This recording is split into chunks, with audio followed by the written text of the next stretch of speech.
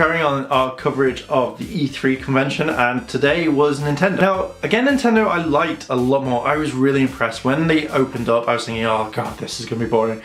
But they did Robot Chicken, and at first I was like, that's really weird. Why have they got such a small stage? And as soon as Reggie started speaking, I was like, that's awesome. They have pretty much won this for me as in presentation. I loved it, and it was just different. I was wondering if it was going to be proper Robot Chicken style or was it going to be something different, but the way they did it pulled it off really, really well, and I thought it was fun. Nintendo, they didn't show a lot of games. They talked about it, but it just felt like a really glorified video, and I was kind of wondering if they would come onto stage and talk. So again, they just decided not to. I don't know why. So they talked about like Smash Brothers, and they were saying like you can put these new things in, and I was impressed on Smash Brothers. I love Smash Brothers as a series, so I am going to be buying it for the 3DS more than what I do with the Wii U, and it will be my second one compared to Pokemon X. They talked about like having Miis in there, so you had 3 different types of Mii. You had a Mii Brawler, a Mii Sword Fighter, and a Mii Gunner. So these different classes, a Brawler obviously fighting, Sword Fighter, a sword, and a Gunner, obviously with a gun like a Proton from Mega Man. So this was cool, this was unique, and this was very fun. They just explained more about the modes, what you can expect from it, and I was very genuinely interested in what they were doing with it. Now, they talked, one thing is now I have been very surprised that Nintendo haven't done this a lot sooner. We have Skylanders and you have Disney Infinity. They're like the 2 bigger ones with the little models of the toys, and Nintendo are doing it. And I didn't see this because I went off to get a cup of tea. But apparently when you have like these little figures, you can put it onto the Wii Pad, so you can then turn it into it, or your friend can help you, you know, if you're having a one-on-one fight. So say for example you're both your Miis, and then you wanted to have Mario or Sonic or Pikachu, you can just basically put the assist trophy on, or the little statue onto the pad, it downloads it and it sends it. And they talked about this for a while, and it's a 2-way thing. So basically you can have data, if you want to add more data, you know, they can send it to this device. So again, it's a way of experiencing stuff and having something fun, something, you know, collectible, and we know what's going to happen. They'll all come out for like £10 each, and people will just go crazy. They put all the Pokemon in there. Damn son, that's going to be amazing. They talked briefly saying that this thing, it's called Amiibo, is the main thing that's going to be used for these statues. They said that there's going to be a lot of projects coming out with this, and I hope they keep up to it. And I hope it's not going to be a thing where they're just saying, yeah, for these 2 games, that's it. Mario Kart 8 was there, and they were saying that, you know, you can put your little statue and you have that assist trophy. So I keep saying assist trophy. You can have this statue and put it in, and that looks pretty good. I like what they were doing with it. This is a big, unique thing that I don't think many games have done, apart from Disney. Well, Disney Infinity and Skylanders, but it means having it in different games as well. And that kind of caught my attention, so obviously when they come out I'm going to pick up my favourite ones. If they do like the Disney Infinity stuff as well, Iron Man driving a car, sold, I will buy that straight away. But the way that they marketed it well was very good, and I liked it. Now they brought out Yoshi's Woolly World, and again, this, like unlike PlayStation and Xbox, they were talking, having this like promotional video, and it seemed soft and nice, guessing hence Woolly World. Really battery's dying. They said there was no time limits in these games. I'm going to change batteries now.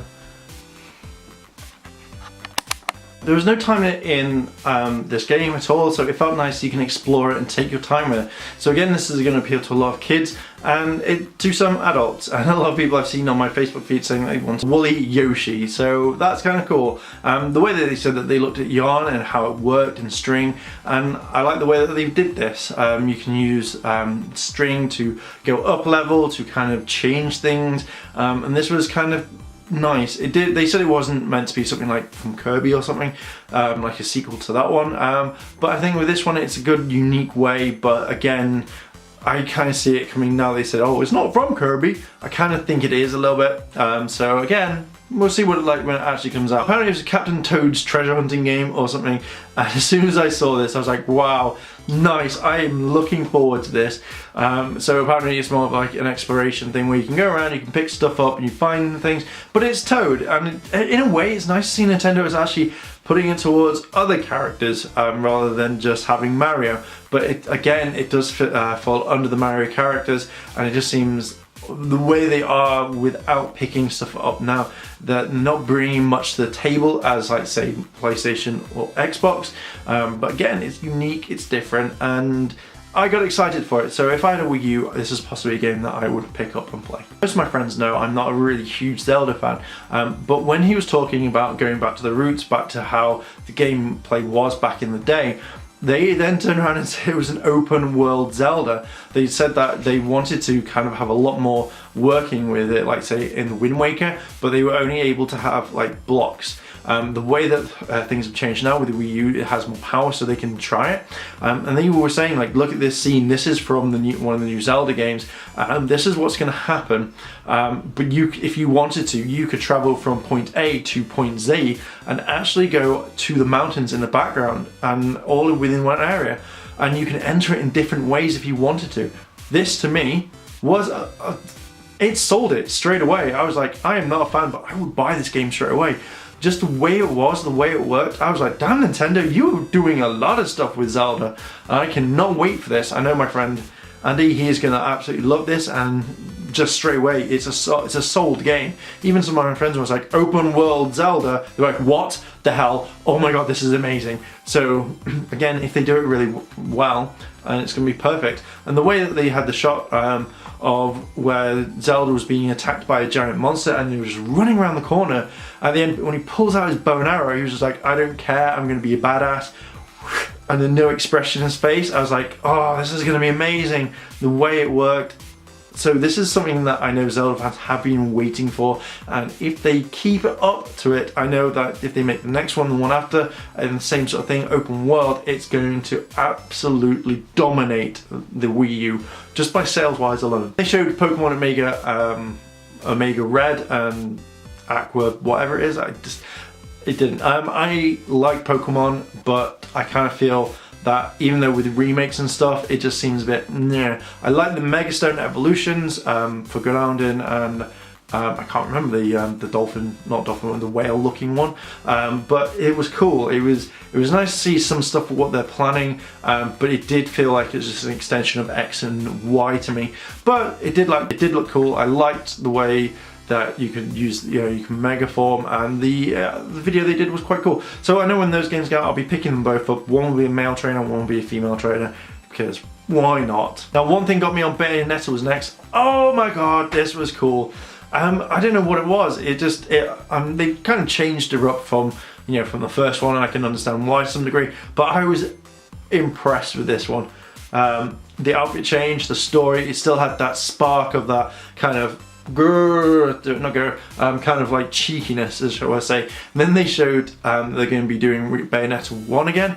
This was really cool because some of the things they had was like her in some of the most like generic suits from the Nintendo franchise. So you had one where she was dressed as Link, and I thought that was cool. When she opened the door, it was like doo doo doo doo doo doo. And then they had Metroid Prime, so Samus.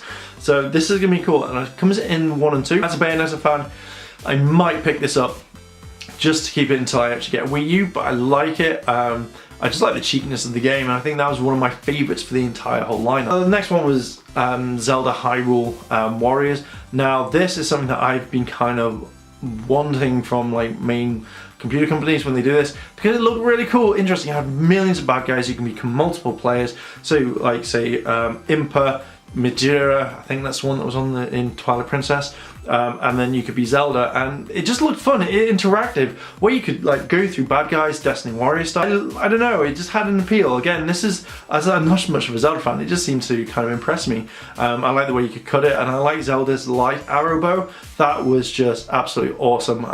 And just basically playing through it, they seem like, Zelda has large monsters that you can play, so you can fight against them, and they'll be huge in battle. And I think that this is something more that for the Wii U needs. And again, going down the franchise, having like 2 Zelda games come out, it's not bad, but I like this one, I think, more than the actual one before, Open World Zelda. You did first look games, and you had Kirby as one, which again wasn't too bad, but again, that was more like using the pad to move up and down, and it didn't really kind of, it looked okay, but that's about it. Another one was, I thought it was called Elma, but it was Xenoblade Chronicles, and it was more like a mech game. And I love mech games, I really do. There's not that many out there. And apart from, it reminded me of Zone of the Enders, just the way it just interacted with the characters. It felt like it definitely needed, well, the Wii U needs like kind of, it looked like an adult game rather than something like, say, Zelda or Mario. So this made me smile. I like the interaction. It just felt different. My thought on that one was I would like to play that. I'd like to see more of it, and I'd like to, so I might follow it and just see how the game progresses, and if something like that can actually survive in the Wii U market, because I could see something like that coming out for other consoles like Xbox or PlayStation. Mario Maker, again, didn't really have much interest to me. It was basically, you could change a Mario level, create your own Mario levels and do what you want. So it's like change things, you can put things in to stop players. So again, I can see this something as, I don't know if it's all Marios because it went from Mario 1 to like the latest Mario. So I don't know if you can make these levels and pop it up and slam it in that way. Yeah, that's maybe something you can do.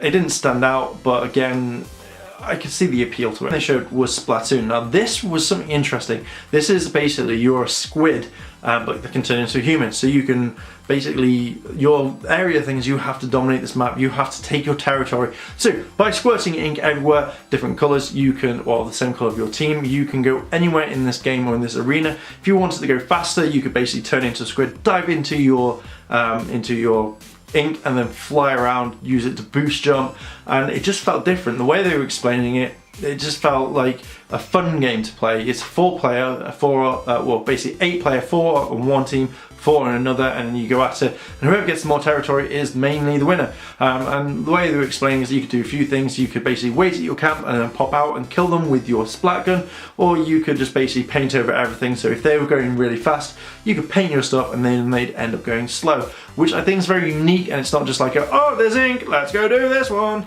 So it just felt a nice, a different game, and the game that I've not seen. The only thing, well, it did kind of remind me a little bit of something like if you put paint inside Super Mario Sunshine and then just blast it, that was about it. But I like the different unique abilities for it. And that was it. They did the interactions with, let's say, Robot Chicken and stuff like that, and then they did, like, that's pretty much it. They did announce one thing, and I thought it was the Smash Brothers anime they were going to bring out that was exclusive to the Wii U, that, you know, was coming on Smash Brothers thing. But then they brought in a new character, Palutena or something from Kid Icarus, and I'm guessing Dark Icarus because he turned up at the end. And this was like, wow, the way they introduced the character. Was absolutely amazing. It was anime style, and when she was, when Kid Icarus was like, "Why are you doing this, princess? Why are you gonna do it?" And she's like, "Well, I fought." And she's like, "Yeah, but that was when you were under control."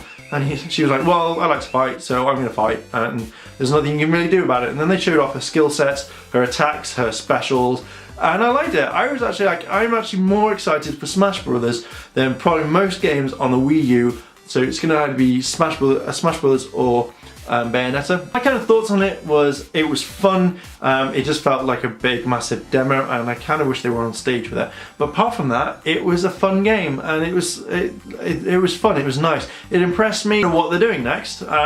But I did feel sometimes that you did have the same sort of games. It wasn't something new. They are sticking to their roots, which is fine, but it just, I don't know, for the next year or so, it just feels like if that's literally all they've got, they need something to kind of bring it out. And that's the only thing that I kind of want. I want more Nintendo stuff, but I kind of also want to lift that whole ban on YouTube, and not this whole, you know, Nintendo gets stuff and then you get stuff and then Google gets stuff. You know, it's all split 3 ways, blah, blah, blah. So again, it'd be something to invest in, but it did make me want to get a Wii U, and that's literally what all these things are. Your question for this video is, out of all the Nintendo stuff that if you've seen or if you've heard about, what are you more excited about?